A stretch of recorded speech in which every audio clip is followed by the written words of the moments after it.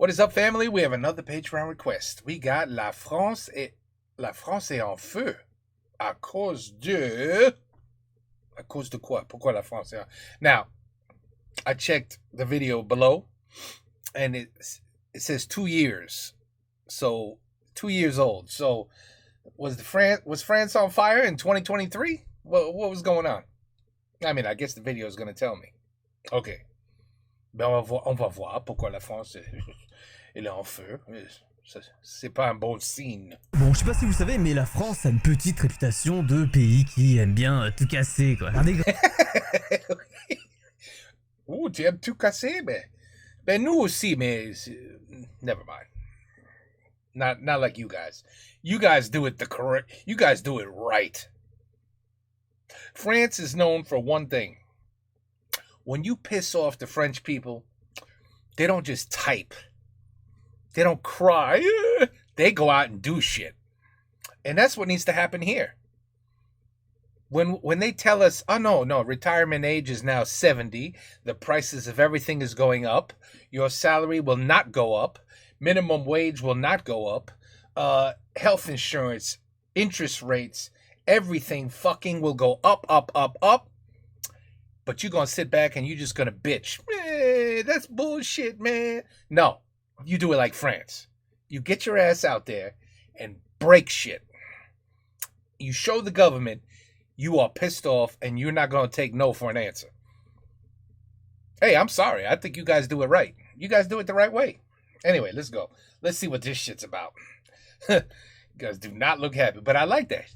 T'aimes casser des choses. Je sais pas si vous savez, mais la France a une petite réputation de pays qui aime bien tout casser, quoi. Faire des grèves, des manifs, des blocages, brûler des bagnoles et insulter le gouvernement. Oh, baguette fromage, voulez-vous que je guillotine ta mère la millionnaire? Et c'est pas une réputation que lui donne que ses voisins, c'est assez internationalement admis que les Français sont des gros excités qui brûlent des bagnoles, c'est la tradition. Ça fait beaucoup rire les Brésiliens, il y a cette fameuse page Facebook, genre les Français, parce que quoi qu'il se passe, où qu'ils vont, ils brûlent des voitures, regardez leur cosplay de Français au carnaval, il y a des articles chinois qui sortent des tweets de Darmanin pour expliquer de comment la tradition en France c'est brûler des voitures. C'est un acte militant. Les Espagnols soufflent devant ce peuple éternellement mécontent. Les Allemands s'inquiètent de ces protestations toujours violentes. Des gilets jaunes on en a retrouvé jusqu'en Irak Et pas que. C'est qu'en Europe les Français on dit que c'est des branleurs qui font tout le temps la grève et ils sont là en permanence à faire des manifs parce qu'ils sont jamais contents. Même les États-Unis sont choqués des émeutes anti-police alors que ils s'y connaissent normalement.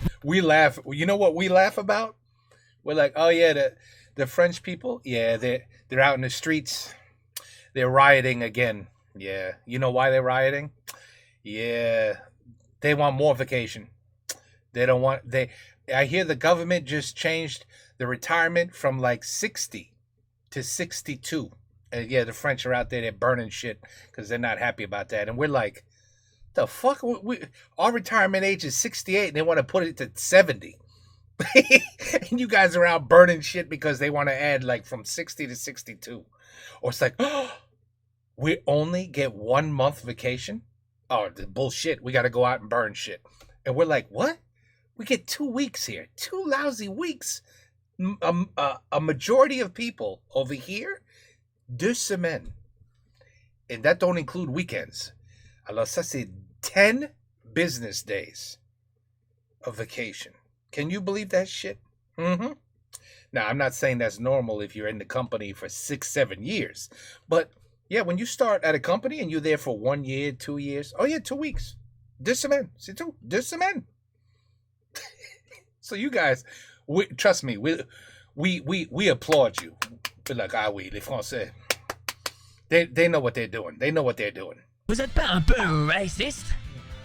Déjà pour les émeutes de 2005, les médias anglo-américains parlaient de guerre civile en France. Non mais le CSC quoi. Alors faut pas se raconter d'histoire en mode ah ouais ici c'est terre de révolution ma gueule, c'est comme ça que ça marche the bee. La France, mon instabilité politique, mes services publics en grève, mes sables de pillage et mon nombre anormalement élevé de soulèvements insurrectionnels pour un des pays les plus riches du monde. Let's go. Bon c'est un peu les histoires ça. Mais quand même, quand on va dans des bases de données, de révolte, on a tendance à penser que ça aime bien se révolter par ici quand même, plus qu'ailleurs. Et de l'Amérique latine au Vietnam, de l'Union soviétique à la Chine, à partout, que ça prend des rêves de 1789 de la Commune de Paris pour faire sa révolution. You T'es guys censé got être une puissance experience. nucléaire, l'un des plus gros empires colonialistes de l'histoire. Tu n'es pas censé être une ref de l'insurrection. Oh, quoi? Oh, c'est pas un argument, oh. Les gars, même au Japon, ça a copié-collé la constitution de 1793 au summum de la révolution pour réclamer la fin de l'empire. Non mais, depuis quand ils font de la politique, les japonais? T'as même réussi à gauchiser des japonais. Ouais, c'est Des shit not japonais, mon gars. Qu'est-ce que c'est que ce beans? Mais tu te rends compte de ce que tu fais?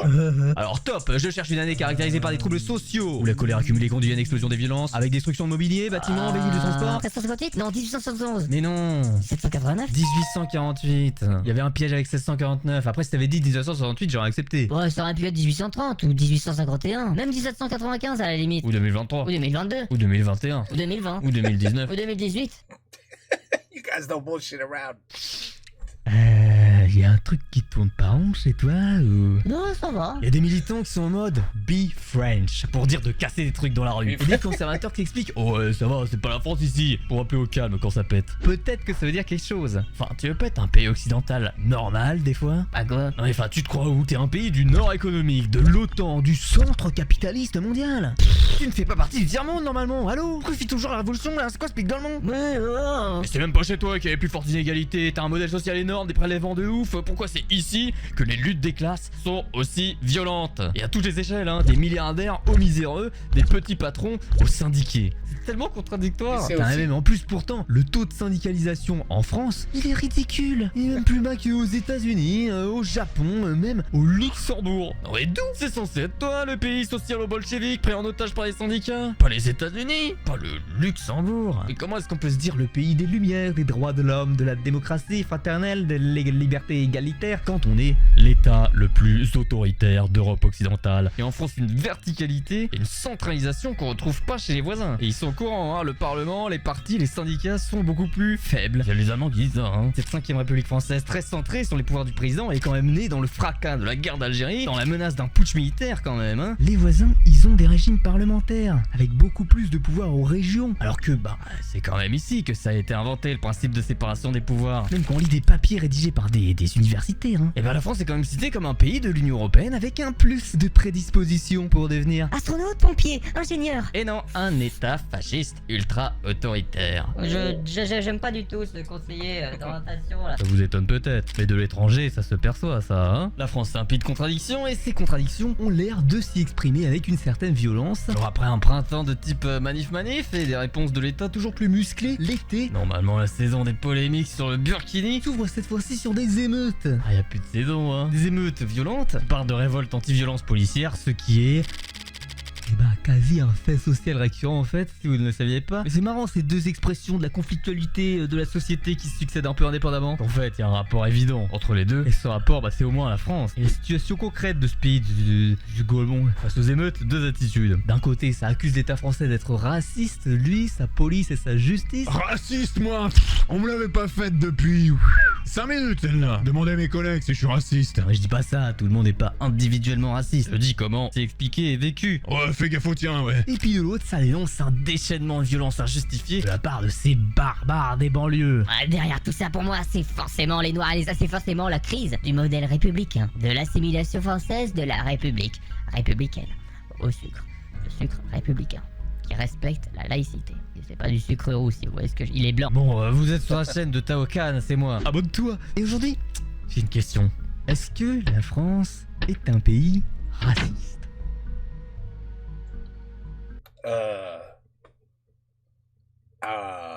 I would say no. I would say no. What I see, listen. Oh la la. I mean, I'm not there, obviously, but what I see on TikTok. Now I know what you guys are thinking. Oh, TikTok. More than half of TikTok is AI. It's all bullshit. It's fake. I agree with you. I agree. But you tell me if this is true or not. And you know what? I'll post a few under the shorts, under the short section of the videos that I got. You know, I got like 6 maybe of shorts.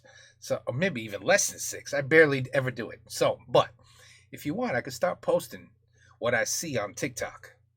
And what I see on TikTok is a country. Now, I don't know if this is true.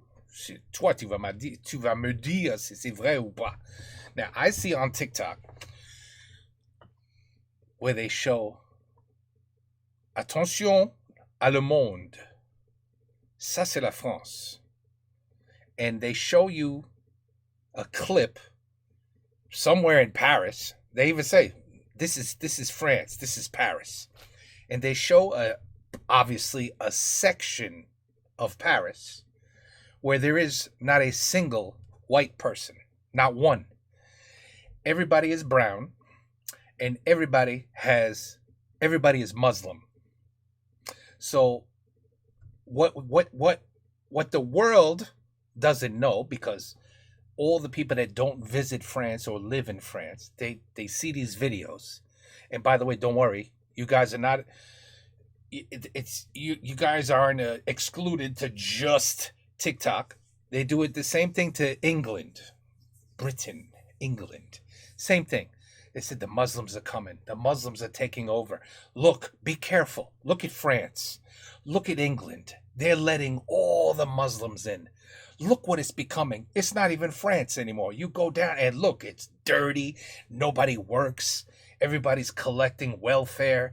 Nobody does shit. They don't even like the country. They're just there because they could breeze through life getting paid by you guys. Your tax paying money goes to them for them to be in your country, and they don't do shit. And this is the vision that the rest of the world sees through TikTok. Same thing with England. Look, this is England. Look, the buses in London. The buses in London. On the side of the bus, it says, praise Allah. Do you want your country to become like this? Is this what you guys want? And then they say, look at Poland. Poland, where they have spoken out clear as day. No one's allowed in my country unless you're Polish. We want to keep it so it's Poland. You're not going to find no Muslims running around in Poland. You're not going to, there's no black people in Poland. I mean, when I say no, meaning maybe it's 1 or 2%. It's nothing. It's nothing. But the image, see, this shit has me going now. I could talk about shit like this for hours. The image is that France lets all the Muslims in, and then you guys cry, oh, look at all the Muslims. Oh, this is terrible. Look at the streets. They're dirty. No one, it's not even France anymore. And then the rest of the world says, well, why are you letting all the Muslims in? Why do you let them all in? And I know I'm directing it towards Muslims. I have no idea. Me personally, no idea. I'm just showing you what TikTok is showing. And when you look at the TikTok video, it sure as shit looks like France. It sure as shit looks like London. I don't know where they're finding these videos. I don't know what street they're going down. But it shows zero white people. None. Everybody's got the, what are they called? Shit, I should know this. Habib? Everybody's got the Habibs? Shit, I hope I'm saying that right. Anyway, I should know this because I got a lot of good people in Indonesia that are on my channel. Well, it used to be before the channel flipped. But very good, very, very nice people in Indonesia, and there's a lot of Muslims in Indonesia. But are you guys racist? I have no idea. Are a lot of you, if TikTok is true, are a lot of you upset that you're no longer, slowly but surely, is not going to be France no more if you continue to let everybody in? See, everybody yells and screams at Donald Trump. You know what? I have to stop talking because I could talk. I'll forget about the whole video. I'll just talk to you for an hour about this shit. And I'm just trying to explain the image that is rolling around on social media. Alors, je sais pas si c'est vrai ou c'est pas vrai. I wait for the comments for you guys to tell me, D, that's all bullshit. There's like 5 Muslims in France. Whoever took the video went to a certain location where there's nothing but Muslims, but it's like this much of the country. And then I'll say, okay. Because, we have Jewish communities here, right here in the United States, that if you walk down the street in this Jewish community, you will not see a single person other than Jewish people. So if I went around and took a video, say, oh, look what's happened. Look what happened to the United States. Holy shit. It's not even the United States. It's Israel. This place is Israel now. There's Jewish people everywhere. Look, there's no black people. There's no white people. There's no French people. There's no Spanish people. It's all Jews. See, I could do the same thing. I just walk around in a section of Brooklyn and there's nothing but Jewish people. So you see how you could be fooled? Oh, man. Ooh, let's go. Keep pushing, D. Keep pushing. I don't know. Are you racist? I don't think you are. I don't think so. Les pays où il y a du racisme, bon, il y en a, hein. Un jour promis, on fera un top. Mais en ce qui concerne la France, Ooh, that was a lot to oui, say. non, ça se discute parce que encore une fois, c'est super contradictoire. Récemment épinglé par l'ONU sur la question du racisme, sur le sujet, la France, si vous ne le saviez pas, est en fait assez précurseur en la matière de racisme. Je parle pas de la xénophobie entre tribus avec crainte de l'étranger ou je sais pas quoi, hein. Je parle de l'idéologie totale de catégorisation et de hiérarchisation de supposées races. Avec le système de domination qui va avec. Et là-dessus, parmi les grands intellectuels du racisme, beaucoup sont français. Buffon, Gobineau, Lapouge. Et puis tenez, vous saviez que les gars qui mesuraient les crânes pour vérifier les races là, et au départ... C'est Bibi, before it was cool. Ça fait pas plaisir à entendre je pense, mais c'est vrai que la France, puissance colonialiste, esclavagiste, c'est un pays important du racisme. Certains chercheurs font carrément remonter l'apparition du mot, du concept, à l'affaire Dreyfus en France, aka la politisation d'un pays entier sur tout simplement, un bon gros débat antisémite quoi. D'ailleurs Hannah Arendt, experte en la matière, quand même expliquait que le grand pays de l'antisémitisme à la base, c'est la France. C'est limite la France qui avait tout inventé sans elle. Tu veux que je me flagelle, c'est ça? Non. Si, tu veux que je me flagelle? Non. Si. Non. Pitié. Non. Et pourtant, c'est pas la France qui, historiquement, antisémitistement parlant,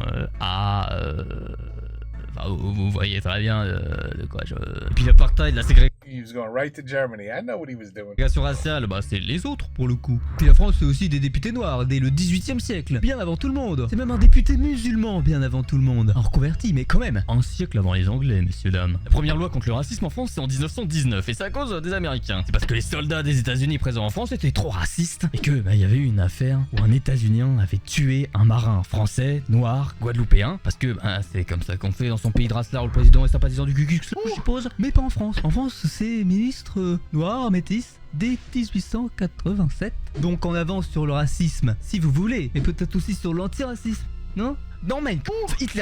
Et après tu te demandes pourquoi tu te fais mal. Ouais, il reste poli le monocouille. Après malgré nos désaccords, je veux dire qu'il a pas taillé. J'en profite pour remercier énormément tous les donateurs et donatrices qui financent la chaîne sur KissKissBankBank.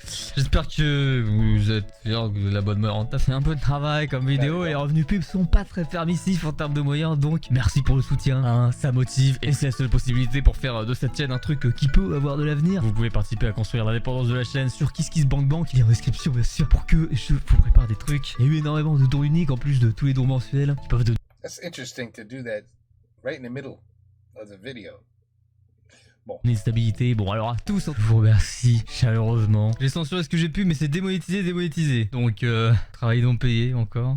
Donc, les dons sur KissKissBankBank, YouTube, les primes sur Twitch. Ça aide, c'est le seul truc sur lequel on peut compter quoi. Mais enfin c'était pas l'extrait que je voulais lire hein, donc il a écrit que la France est l'ennemi le plus à craindre parce que en gros c'est un pays qui aime trop les juifs et les noirs et que à la limite c'est... Tu les aimes trop. C'est un pays africain, mulâtre africano-européen, on est dans les années 20. Voilà, il explique que la France est un pays enjuivé et noirdifié quoi. La monétisation, c'est terrible, Faites des dons, bien sûr. Oh non, cancel par Hitler. Bon bref, demandons-nous aujourd'hui ce que la France a de spécial. Pourquoi le rapport qu'entretient le mouton noir de l'Occident à ses minorités est particulier et pourquoi se pencher dessus pourrait en fait beaucoup nous aider à comprendre pourquoi la France est autant un pays en désordre perpétuel. Alors minorité, immigration, intégration à l'état-nation, aujourd'hui... Comme tous les lundis, on va parler des Arabes. Non, on fait entre autres... Ah, les Arabes. Oh, ok. Est-ce que vous connaissez les ploucs et les bounias? D'accord, vous Nya. Et c'est quoi les ploucs et les bounias? C'est presque des injures raciales à la base, hein. Alors Ah. les ploucs, c'est les Bretons. Rien à voir. 19e siècle, il y a plein de Bretons qui émigrent de la Bretagne, miséreuse, terre arriérée, sous-développée et réactionnaire, peuplée de familles nombreuses. Pour le travail. Et un certain nombre commencent à s'installer à...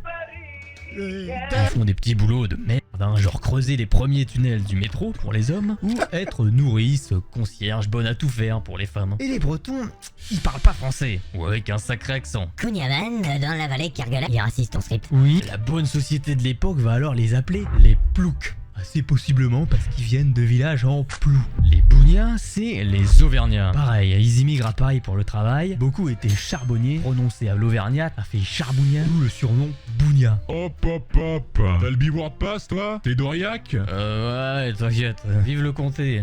Alors les auvergnats, ils sont illettrés, vulgaires, sauvages. Ah, l'air m'en fait rare. Et puis, c'est des magouilleurs. Ils sont pingres. Les bounias, c'est tous des voleurs, quoi. One, two, three. Viva Rion et Vichy. Quelques hordes barbares venus du nord avaient conquis la reine des cités. On se posait déjà la question à l'époque. Et dans les journaux, de Bourges, de Reichou, ça en devenait inquiétant les auvergnats à Paris, hein. Regardez comment ils s'affolent. Quoi? 500 000 auvergnats? Oh l'invasion. L'INSEE, officiel l'INSEE. Ok. Oh, et puis en plus, ils s'assimilent pas du tout, Ok. hein. Ils font que se marier entre eux. Ne serait-il pas possible de mettre un frein à ce débordement d'immigration? Ça, c'est ce qu'écrit un type, Auguste Chiraud, polytechnicien, à la mairie de Nantes. La ville de Nantes voit chaque jour augmenter le nombre de ses indigents ayant leur domicile de secours. Le bureau de bienfaisance est dans l'impossibilité de remédier à ce surcroît de misère, à cet accroissement de malheureux. Ah, je comprends, en même temps, on peut pas accueillir toute la misère du monde, mon Auguste, c'est pas faux. Alors, dans ses textes, le gars fait des grandes descriptions sur la pauvreté extrême des quartiers bretons. Si on tasse comme dans des bidonvilles, on y trouve que des galeux, rudes, grossiers, ignorants, brutals. Et puis, d'après lui, c'est malheureusement impossible de les intégrer, quoi. Bah ouais, c'est tous des alcooliques immoraux, un groupe halogène qui ne parle même pas français. En conclusion, il a une solution assez radicale: l'éradication des hordes sauvages bretonnes de la ville de Nantes. Il nous aurait pondu de sacrés tweets celui-là. Mais c'est vrai que les Bretons c'était une minorité un peu emmerdante quoi, pas civilisée. Les bas bretons ont un langage dur et difficile à comprendre. Leurs habitudes, leurs coutumes, leur crédulité et leurs superstitions leur laissent à peine une place au-dessus de l'homme sauvage. Je suis bien d'accord, c'est honteux. Le paysan y est d'une malpropreté dégoûtante. Son habitation peut presque se comparer à celle d'Otanto, des peuples en Afrique australe. En général, les paysans ont une mauvaise physionomie, stupide et brutale à la fois. Ça c'est en 1831 sous la monarchie de Juillet. Et vous allez voir que la dégradation continue. Il y a des conditions pour ça. Bah ouais, la Bretagne est pauvre, sous-développée, et les Bretons sont surtout dans les quartiers pauvres, donc il y a de quoi les dénigrer. La Basse-Bretagne, je ne cesserai de le dire, est une contrée à part qui n'est plus la France. Les provinces de non-droit, excepté dans les villes, le reste devrait être soumis à une sorte de régime colonial. Je n'avance rien d'exagéré. Ça m'a l'air en effet assez raisonnable. On est toujours sous la monarchie de Juillet, où il faudrait coloniser cette vilaine Bretagne. Bon ok. La Bretagne est une colonie, comme l'Alsace et les Basques, et plus que la Guadeloupe. Eh vas-y, mais fais ta tier list, Jules. Du racisme systémique, là. Oh, je ramène pas toi, tu te fais discret. Vous connaissez Bécassine, le personnage là? Vous savez qu'elle est bretonne, Bécassine. Vous savez ce que ça veut dire, Bécassine? Ça, c'est la femme de Tintin. You saw her, right?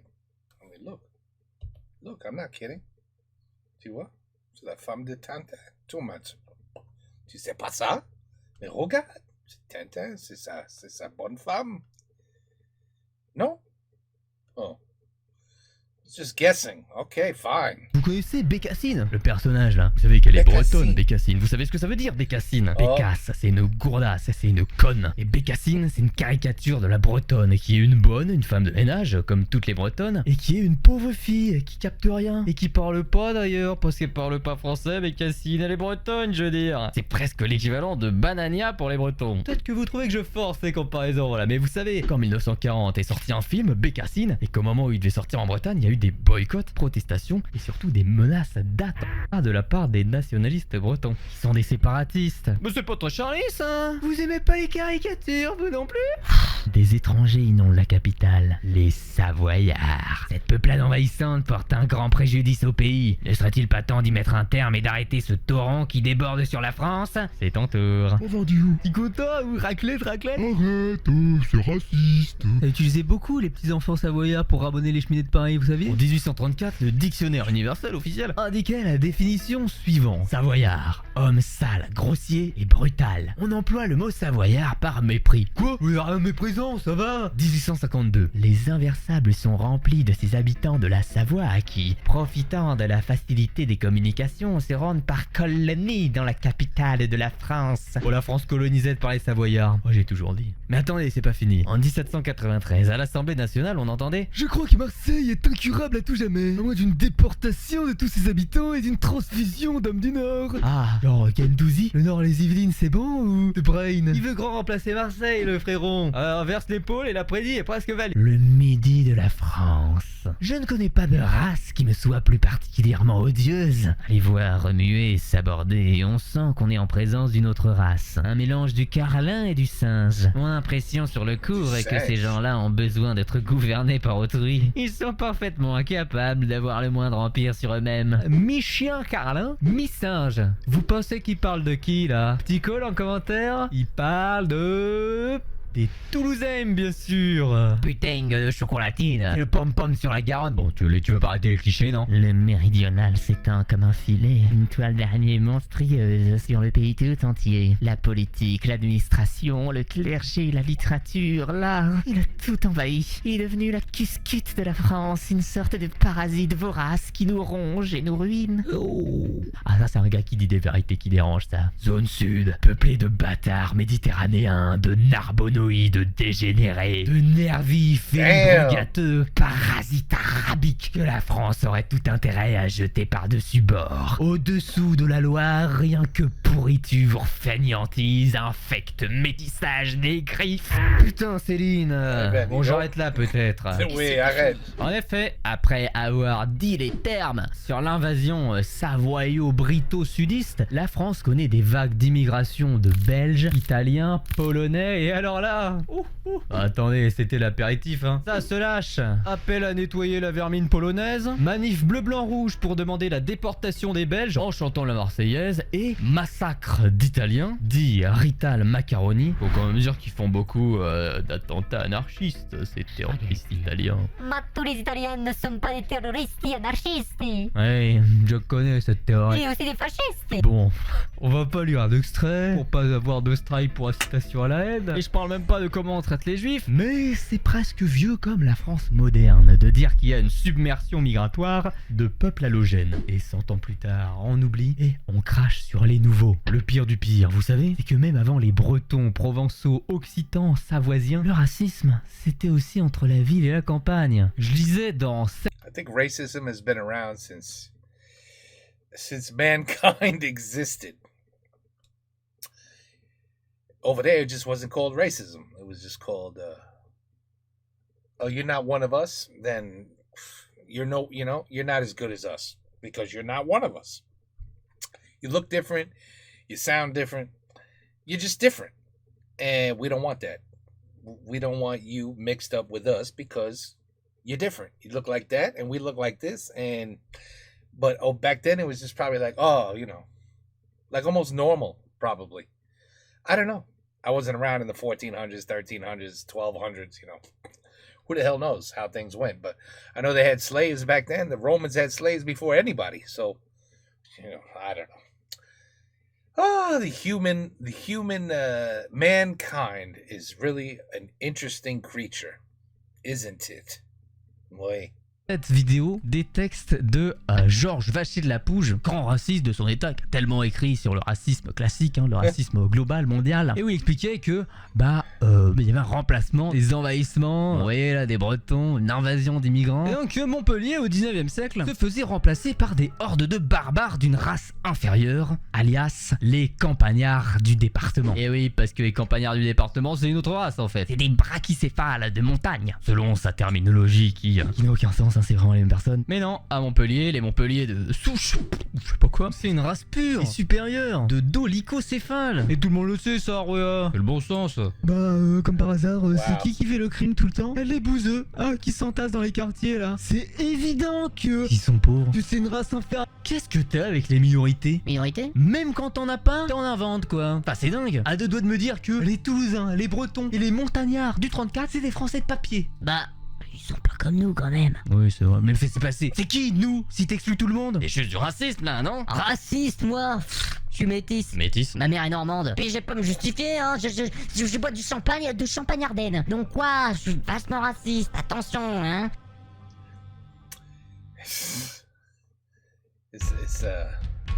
It's complicated. It's definitely complicated. France is a country of immigration, right? We know. La France Tout le monde est sait. un pays d'immigration. Vous connaissez cette phrase? Ça veut dire circuler, y a rien à voir souvent, mais est-ce qu'elle est vraie? Oui. Effectivement. C'est presque le seul pays historique d'immigration en Europe en fait. Avant 1950, avant que les pays européens soient des destinations d'immigration, les Européens, ils font que se barrer du continent pour aller ailleurs. Les Espagnols en Amérique latine, les Irlandais en Amérique, comme les Allemands et les Suédois, les Italiens, les Anglais partout ici là. Et puis les Portugais, il y en a plus au Brésil qu'au Portugal aujourd'hui, donc avant tous, quasiment tous sans exception, se sont barrés en masse historiquement. Et l'exception, c'est... Monaco. C'est toi. Moi? Oui. J'ai gagné? Et J'ai gagné quoi? Eh bien, tu as gagné des vagues successives d'immigration belge, italienne, polonaise, puis arménienne, espagnole, est-asiatique, antillaise, africaine et notamment maghrébine. Ok. Parce que, eh oui, la France, contrairement au reste de l'Europe, a très peu été un pays d'émigration, d'où les gens partaient quoi. Un petit peu sont allés au Québec et en Amérique du Nord, et vraiment pas grand monde en vrai. Un petit peu sont allés en Algérie, ils sont revenus, mais c'est tout quoi. Et la question que je pose c'est, pourquoi? Bah, parce que personne ne veut quitter la France. Tout le monde veut la rejoindre, quoi. Alors que qui veut aller en Allemagne? Tu veux aller en Allemagne, toi? Non. Bah voilà. Non mais le melon quoi. C'est pas par gaieté de cœur, humanisme ou pour enrichir sa culture que la France a été une terre d'immigration. C'est pour le travail surtout. Chemin de fer du Rhône, mine du Nord, vieux port de Marseille jusqu'au cordonnier de Paris. Pour son développement industriel, capitaliste, la France a eu besoin de main d'œuvre. Après, au moment de la Révolution française, c'est le pays le plus peuplé d'Europe, la France. C'est vrai. L'Angleterre était bien aussi, mais mais du coup, pourquoi toi t'as importé plein d'immigrés alors que les Anglais, ils ont émigré aux quatre coins du monde? C'est pas logique. Oui, les Anglais ont fui. Eh bien, je dirais que... La qualité de la cuisine? Oui, mais... Ou la beauté des femmes locales? Pas seulement, on sait... Parce que c'est un pays horrible à vivre. S'il vous plaît, stop! Non mais je rigole pas, hein. Premier degré. Vous savez quoi? On va comparer France et Angleterre en résumant très grossièrement et douloureusement 1000 ans d'histoire avec de la mauvaise foi et en faisant genre que c'est linéaire alors que pas du tout. Désolé les bandeurs de Moyen-Âge, on veut expliquer la modernité ici. Pas le temps pour les détails. Au Moyen-Âge, la société se divise en 3 catégories. Les nobles, les clercs et le tiers-état. En gros, ceux qui tapent, ceux qui prient et ceux qui bossent. Moi, je fais quoi, moi? Bah, toi tu bosses. Pour ceux qui dirigent, c'est les nobles. Pourquoi? Parce qu'ils ont une épée, tu vas arrêter les questions. La plupart des terres, c'est aux nobles, ils en sont les seigneurs. Les seigneurs féodaux, comme on dit. Et la société féodale, elle s'organise selon une pyramide hiérarchique au sommet de laquelle un homme règne. Le roi, enfin, le prince, on dit à la base, le princeps en latin, ça veut dire le premier. Parce que c'est le premier des nobles, celui qui a été choisi parmi tous pour arbitrer entre eux. En Angleterre, le roi est faible. La merde. Enfin, les défaites et les guerres ont fait qu'il a pas pu s'extraire de sa condition de noble, donc il est obligé de respecter ses barons, ses aristos, qui limitent son pouvoir en se réunissant en un parlement. Et parfois, le parlement, il fait sauter le roi, carrément. La nation anglaise est la seule de la terre qui soit parvenue à régler le pouvoir des rois en leur résistant. En France, pas pareil. Dans les Flandres, à Toulouse, Montpellier, en Normandie, en Aquitaine, en Bourgogne et en Bretagne, le roi a calmé tous les grands du pays pour agrandir son domaine et rappeler que le king est big boss en son royaume. Il y avait des seigneurs un peu trop puissants, il a fallu éteindre quelques carrières. Et ça a marché? Oh, ça après quelques siècles, mais à la fin, ils étaient tous en culotte pour me regarder chier tous les matins à Versailles. Oh la chance! Le roi de France a domestiqué sa noblesse et ses provinces. Et ça lui a permis de développer une monarchie administrative étendue à tout le royaume, avec sa justice, son droit et sa langue. Ça lui a permis de développer un état, quoi. En Angleterre, les historiens ont parfois du mal à utiliser le terme état pour parler de la société politique de l'époque. Parce que état, ça suppose une organisation publique d'une certaine nature, quoi. Et de l'autre côté de l'eau, en Angleterre, les seigneurs, ils ont les mains libres. Ils se croient tellement tout permis qu'ils volent les terres et les forêts aux paysans. Et alors ils mettent des clôtures, des enclosures, comme disent les Anglois, pour dire ici, c'est propriété privée, c'est à moi. Alors qu'à la base, c'était des biens communs. Et si je suis pas d'accord?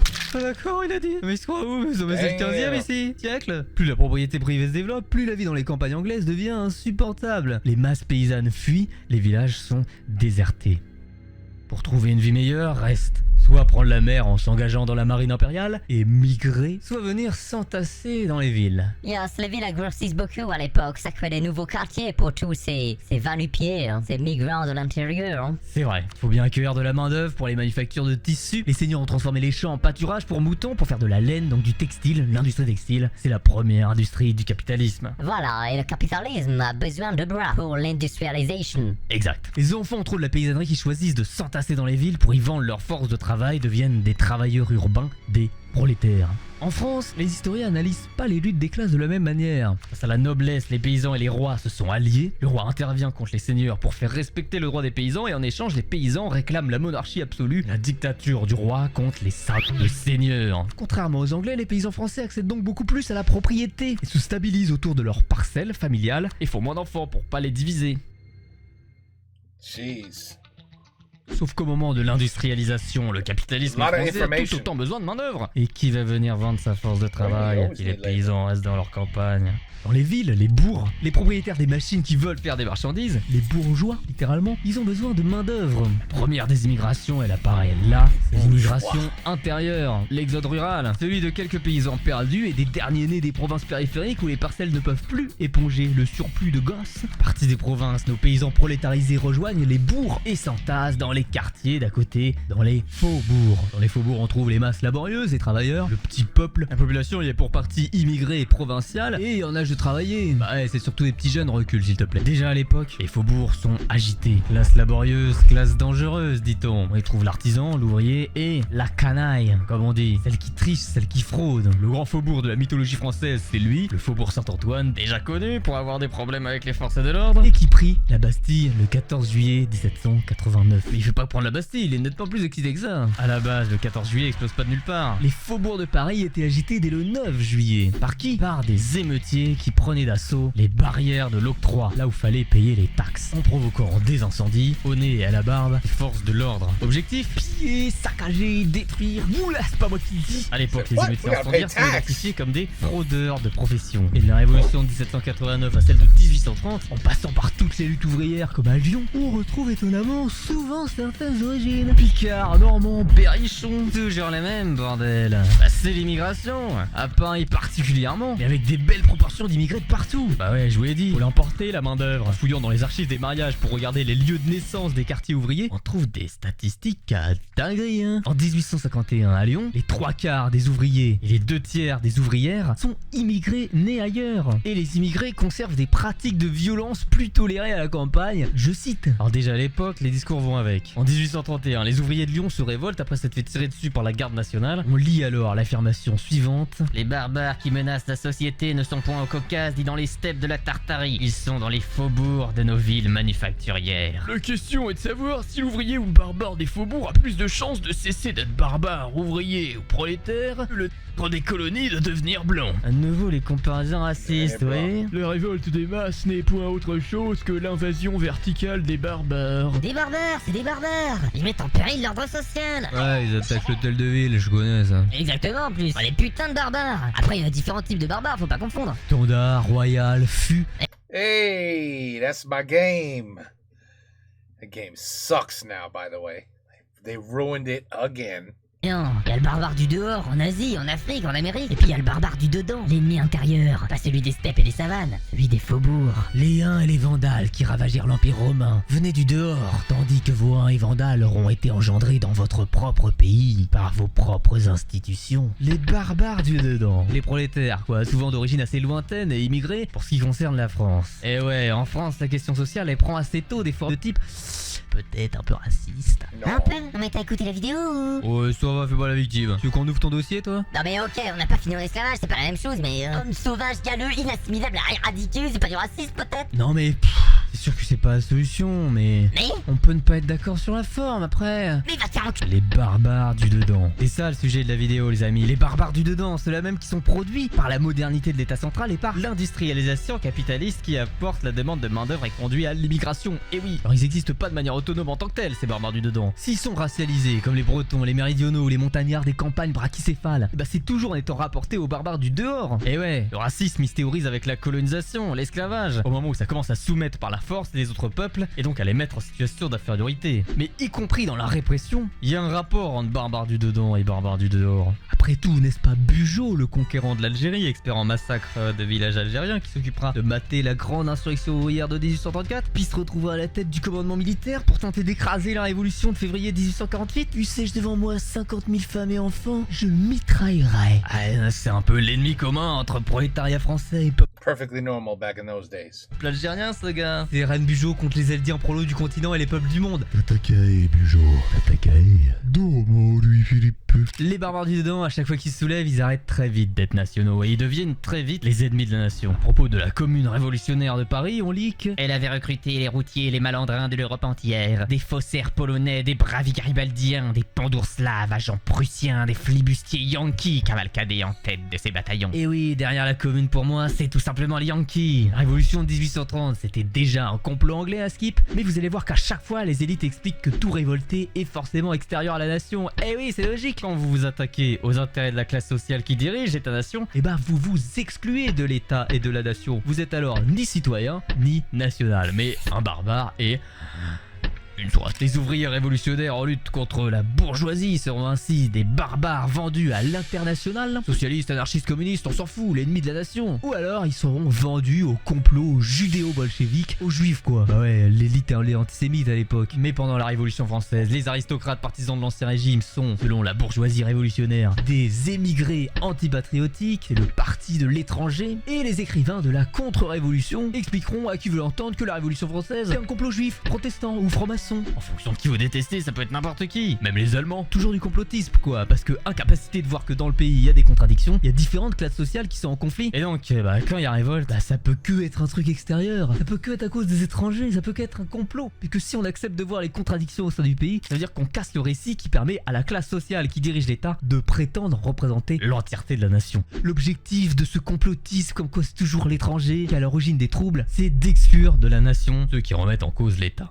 Donc à la fois c'est des barbares et à la fois donc c'est des races inférieures. Et alors le langage zoologique qu'on utilise pour parler des insurgés, il peut être très fleuri. Bêtes sauvages, reptiles, cannibales, buveurs de sang, barbares asiatiques, pourquoi pas? En fait l'humanité des couches pauvres elle est souvent très inhumaine et forcément dangereuse et criminelle. À la belle époque, pour parler des bas-fonds de la société où les voleurs et les prostituées côtoient les tueurs et les mendiants, on parle des Apaches. Paris c'est tellement plus la France qu'en fait c'est des tribus amérindiennes. Bah bien sûr. Et la racialisation des couches pauvres elle continue avec carrément la conceptualisation d'une nouvelle science, l'anthropologie criminelle, qui consiste à aller dans les quartiers malfamés et les prisons pour mesurer le crâne des gens comme on faisait dans les colonies. L'objectif, trouver les mesures exactes de la race des criminels, enfin en ce qui concerne la criminalité des pauvres, parce que la criminalité des pauvres elle est génétique, alors que quand il y a un riche qui fait de la criminalité, oh, c'est un accident de parcours. Genre bon là voilà je mesure hein mais non c'est pas les bonnes dimensions. Ah non pas du tout. Ah non bah non pas criminel. Allez bah quittez.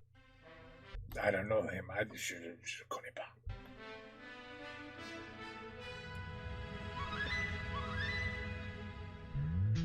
Dis donc, Quoi? j'ai une question. Ouais? Tu te sens français, toi? Pourquoi? Non, parce que t'es intégré aujourd'hui. Mhm. Mais comment t'as fait? On peut recopier ou? Parce que quand même, Quoi? bah, enfin, quand je te vois là, agiter ton petit drapeau partout en permanence, là, comme un gros forceur, Bon, on dirait. on dirait quoi? On dirait vraiment un Algérien!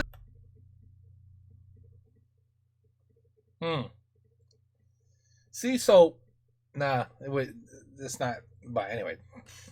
Quoi? Un Algérien? Non, mais en vrai, de DZ à BZH, y a pas tant de différence! Non mais tu joues pas arabe moi? Bouf, c'est fait à partir de quoi vos galettes? Du sarrasin mais rien à voir. Bah ouais, tu viens d'où toi? Je viens de Lorient. Bah, encore un point commun. Ouais non mais pas... Allez, c'est les mêmes! Yassine Nazir. Bécassine, mon oeil! C'est Bélec Yacine en fait! Tu surinterprètes un peu je pense. Ouais, on m'attrape pas de l'idée qu'il y a que pour vos deux communautés qu'on peut gueuler alerte au beurre dans la rue. Comment ça? Quoi? Du beurre salé en plus! Oh, c'est vraiment Vraiment quoi? la définition d'un Algérien. En fait, vous vous êtes passé le relais à Nantes! Mais n'importe quoi. Saint-Malo à l'envers, ça fait Oumma, comme par hasard. Mais pas du tout. Hein, faut que des coïncidences. Et tant que j'y pense dans la chanson là. Mon domaine, Hakim le fils du forgeron est venu me chercher. Comment il s'appelle le fils du forgeron? I think I've seen that video. I think I have. T'as dit? Hakim. Hakim, c'est breton ça. Hakim, c'est d'où? Béjaïa-sur-Mer, Beaufric en Concarneau. Ah, il faut que j'aille, peut-être. Oh mais juré, c'est breton. Juré. Encore mort de la mouette. Bon bref, on remet jamais en cause ta franstitude à toi. Comment vous avez fait par être considéré comme français en fait? Faut juste attendre? Faut une nouvelle gêne d'immigrés? C'est possible de copier la recette ou on va se faire insulter de pirates par des grands-mères avec des chapeaux en PQ? C'est pas de chez nous, ça. Non, bon, tu l'as dit, hein, mais la bretonnophobie, elle était surtout liée à notre condition d'immigrés des faubourgs et au sous-développement de la région, donc ça s'est calmé quand on s'est développé et qu'on est monté dans l'échelle sociale. Quoi? Wow. La bretonnophobie, elle dit. Quoi? We've been fighting immigration for a long time, I see. For a long time this has been going on, huh? And believe me, it's not just France. It's not just France. It's and then you have the question of if you don't allow immigration, like we have a saying over here, okay, get rid of get rid of all the illegal immigrants. Get rid of every single one of them. They don't belong here. They're not here legally. They have to go. And then they say, okay, so you white people, you're going to go out, you're going to pick the strawberries, right? And they look at you like, what? Oh, yeah, we'll find some white people to do that. No, your kids are 16 years old, right? We'll send them to the strawberry fields. They can pick the strawberries. Yeah, they change their mind real quick. And at the same time, you got the people that say, oh, that's terrible. You can't kick out illegal immigrants. You can't kick them out of our country. That's not fair. Who are we to kick them out? So, well, there's no housing for them. There's no room. They're taking the homes of people that work and this. Oh no, that's terrible. No. You have to allow the immigrants. So it's okay. You know what? Can you sign this paper right here and give us your email address? We're assuming you will allow at least, I don't know, 1 or 2 immigrants to live in your home. You'll house them, right? What? Yeah, you said the illegal immigrants, they should be allowed to stay. So will you help them? Can we put them in your house? You could shelter them until they find a job and they pick, instead of the taxpayers doing paying, you could help them. And you should see how fast those people say, oh, no, there's no room in my house. No, I'm way too busy. No, I can't take care of an illegal immigrant. No, I can't do that. Oh, no, I have kids. I don't want to, I have to worry then that the kids, why would you worry? There's nothing to worry about. There's no illegal immigrant. What are they going to do? It'll be fine. You should see how fast they change their tone. Yeah, they should be allowed here. They should be allowed here. Okay, can you house a few and help out? What? No. Not me. You help them. You should help them. Not me, though. It's a conversation that could go on for years and years and years. And as you can see from this video, it is a conversation that's been going on for years and years. And you guys are just talking about France. What do you think? This is not happening anywhere else? But again, you don't hear about this in Russia. You don't hear about this in Poland. I don't believe there was an issue like this in Ukraine. It just seems like there's What about China? How many people you think in China that are illegal immigrants? You have how many black people, Muslims, and they're all hanging? Are there any in China? As a matter of fact, there was a guy lately. He went to visit China. He was black. It's a black guy. He visited China. The Chinese were like this with their phones. Holy shit! A black man. Come here. You got to see this. Look what I saw today on the street. It was amazing. Yeah, he was black. Yeah, right here in the street. Yeah, I saw him with my own eyes. It's shocking. It's shocking. So why don't they have these immigrant issues? Do they not allow? Period. You can't go there. Period. Or there's so little that no one talks about it. You know what I mean? Like, forget about countries like Iraq, Afghanistan. Like, who the hell's going there? Even the immigrants, like, are you crazy? I'm not going to Afghanistan. What the hell am I going to do over there? Even they know better. But I'm just saying, it just seems like we'll go here because they allow it. That's really it. Like, they allow it. So I get there. I could be on welfare. All the people that pay their taxes will pay me. So I get some food and shelter. It's a great deal. It's a great deal. Do you know over here, I don't know if you guys in France have it's like Social Security. So you hit a certain age and the government pays you every month a certain amount of money. But you're paying into the system from the day you have your first job.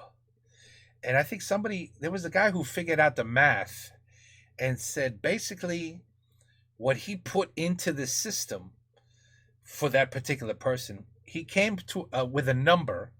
It's very easy. All you have to do is look at all your tax returns and just add all the money up every single year. And he came up with like $668,000 he had put into the system. And when he retired at 68, at that time it was 68, he was getting something like $3,800. There's a maximum, by the way. There's a certain limit, and you can't get no more. And then for about 20 years worth, yeah, that's if you're lucky. If you make it to 88, 68 to 88, 20 years. That's all that is. So you pay for 50, 60 years of your life. You pay into the system. And the system gives you back enough for about 10 to 15, 20 years max. And you say, well, what the hell? Shouldn't I get a lot more? I put in. The reason you're only getting a portion back is because the money you're putting in also takes care of all the people who don't have jobs, who need health insurance, who need a shelter, who need aid of some sort, who need welfare checks, EBT cards. Like, we're paying for that, the taxpayer. So it gets very tricky. It gets very tricky. There's always going to be arguments, people. This is a system that you're never going to have 100% of the people saying, yes, I agree. Never. It's almost going to be 50-50 all the time. 50% are going to say yes, and the other 50 are going to say hell no. So there's always going to be fighting. That's my opinion. That's my opinion. C'est quoi le problème encore? C'est quoi le problème? Ok, c'est un peu réel à l'époque. I just said the problem. Il y a la protéophobie, même peut-être encore un peu maintenant d'ailleurs. Ouais, bon, on va faire des galettes aussi de devenir le plus pauvre. Mais c'est vrai que, bon, le plus bas dans la hiérarchie raciale, c'est le plus pauvre en général, hein. Le plus exploité, celui qui peut le moins conquérir sa dignité. Celui qui, dans les rapports économiques de production, est déjà avili et exclu. La couleur de peau rend visible les rapports de classe. Who's he? I don't know him. Dans le pays et des rapports de force internationaux, à mesure où elle présume une appartenance à la classe historique des barbares inférieurs du dedans, tout en s'inscrivant dans des rapports d'inégalité à l'échelle du monde. La vérité, c'est que pour être intégré politiquement, mieux vaut déjà... Oh. Let's take a look at this. Difference in socioeconomic outcomes by demographics. So France, native born, foreign born, all foreign born, and foreign born recent. You guys take the cake in every category, huh? You see, it's France, Germany, UK, United States. Those are, and honestly, those are the four countries I hear the most. The most, with the ones that allow the most immigrants. Where are all the other countries? See, where's Russia? Where's Poland? Where's Czech? Where's where's Iran? Where's Iraq? Where's any Middle East country? Where's China? Where's Japan? Where's Korea? North Korea, South Korea. Where? Why is it just four countries all the time? It's always these four. That's crazy. I did hear Spain too. Spain is on the list, but probably a little lower. But it's crazy. It's just, what about the other countries? Where's Canada? Where are the other countries? Where's Sweden? être intégré économiquement. Parce que quand vous n'êtes pas intégré économiquement et que vous faites partie du bas de la société, toujours un peu agité, révolutionnaire ou criminel, et bah quelle que soit votre couleur de peau, et on l'a vu, vous finissez racialisé et barbarisé. Alors quand ça se superpose à un cadre colonial, écoutez, le Père Noël parlait des Irlandais au Royaume-Uni. Par rapport à l'ouvrier irlandais, l'ouvrier anglais se sent membre de la nation dominante et devient un instrument que les aristocrates et capitalistes de son pays utilisent contre l'Irlande. Cela ne fait que renforcer l'opinion déjà trop largement répandue parmi les ouvriers anglais, selon laquelle par rapport aux Irlandais, ils sont des êtres supérieurs et représentent une sorte d'aristocratie, comme les blancs des états esclavagistes américains se figuraient l'être par rapport aux noirs. Bah alors, le nul on est pauvre. Ah, t'es vraiment le déchet de la société, quoi. Ah, ça me fait bien rire quand même. Alors, on vaut tellement mieux que lui tous les deux. Oui, c'est ça. En créant une solidarité nationale qui exclut le petit nouveau, l'anglais de base est promu symboliquement. Il vaut mieux que lui. Et puis, dans la mesure où il a accès à beaucoup plus de droits, parce qu'il est citoyen national, l'arrivée d'un nouvel immigré à exploiter permet au précédent de monter dans l'échelle sociale. Et par l'importation d'une nouvelle main-d'œuvre, se forme alors une espèce d'aristocratie au sein de la classe ouvrière, une aristocratie ouvrière, partiellement intégrée au capitalisme, et qui peut profiter de la consommation, voire accéder à la propriété, et devenir une classe moyenne entre les bons bourgeois classiques et le reste des travailleurs restés en dessous, notamment issus de la dernière immigration. Ouais, les barbardis dedans, ouais. Voilà. Mais sauf que cette fois, c'est pas pareil pour la dernière vague d'immigration en France, si. C'est de l'immigration post-coloniale. De l'immigration qui vient de l'ex-empire colonial. Les barbares du dedans de maintenant, c'est pas un peu les barbares du dehors d'hier? La question du racisme, elle se pose pas de la même manière. Ah, ça c'est sûr. Et pourquoi il y a pas d'accent, lui? L'importation d'une main-d'œuvre coloniale, ça simplifie les choses. Genre l'exclusion de l'État, en filant pas les papiers, ou en invoquant la carte barbare, beaucoup plus facile à tirer. Et puis l'exclusion de la nation, en utilisant la couleur de peau ou la religion comme base de l'identité nationale. Mais ça, on en parlera plus tard. En fait, pour répondre à notre question de départ, c'est... Yeah, I mean, Jesus, 36 minutes to tell us, and I know with my talking it's probably an hour, but... It's impossible. Let's see. Impossible de se limiter à la métropole. Faut dézoomer, interroger l'identité française depuis l'extérieur, comparer le modèle de l'assimilation française par rapport aux autres pays occidentaux. Demander comment ces pays occidentaux sont passés du racisme au multiculturalisme. Poser la question des Outre-mer. Pourquoi Sainte-Lucie est indépendante alors que la Martinique est un département français? Partir en Polynésie, en Nouvelle-Calédonie. Pour faire l'histoire de l'empire colonial. Pour voir dans quelle mesure il a façonné les institutions du pays, parler des États-nations et du racisme, mais à l'échelle du monde. A sweep, oh là là. Huh. Oh là là. I don't know how you could follow that up.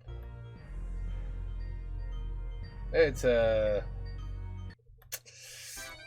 a discussion I don't think many people want to talk about. Oh là là, faut s'abonner, follow les réseaux pour être au courant des prochaines vidéos. On parlera de ces sujets, entre autres, bien sûr. Et puis faire un don pour financer le travail, bien sûr. Si vous voulez que des vidéos continuent de sortir. Et puis partager la vidéo. Quand même long à faire ces trucs, hein. En plus, moi, j'ai rien publié, moi. T'es mal salaire. Donc allez, on se dit petit don, là. Comme ça, je monte dans l'échelle sociale et je sors de la barbarie. Allez, on va aller vite, là, parce que je sens que ça vient, là. Je sens que je suis en train de... Oh là Bon, je sais pas si vous savez, mais... La France aime casser des choses. But you guys have been very quiet the last couple years. We haven't heard any big news on the TV or the radio over here. So France has been relatively pretty quiet. Man, you know, I don't know what to tell you people. I don't know what to say about this. It's I don't think we're ever going to figure it out. We have bigger problems right now. We have a new group coming in and taking over. Yeah. It's called AI, artificial intelligence. That's the next thing I think we need to worry about. Even more than this, more than racism, more than all the phobias that everybody's, you know, if you don't agree with something, you immediately have a phobia. So, no, you just wait. There's some shit coming. AI is going to bring a whole different perspective of a mess in every country. You'll see. We'll be thinking about other shit like, oh, what did we create? Big mistake. What have we done? And then it'll be too late. It's gonna be too late. But anyway, La France. All I know. I mean, again, I said a lot of things, a lot of questions because I can only go by what we see, you know. And when you see something over and over and over and over again, if it's social media, if it's Channel 5 News, if it's whatever your favorite channel is in France, Le Monde, you know, I don't even think you guys have still Le Monde, the newspaper. Do you guys even read a newspaper anymore? I don't think we do. We barely do here. But anyway, if you keep hearing something over and over and over and over and over, you tend to just say, "Ah, it's the same." Oh, it's another video of someone being arrested. Let's see who got arrested this time. Oh, it's the same person again, same person. And then the next day, someone got arrested. What'd they do? Shoplifting? They stole things? Let me take a look. Oh, there's the same type of person again. So if you see it over and over and over, you start to see, it's for me, I don't think it's called racism. It's a stereotype. You start to begin to have a stereotype. And without even thinking about it, you've been brainwashed into believing a certain race, a certain group, a certain religious, whatever it is, you've now been brainwashed on saying, oh, it must be true because every single day I see the same thing.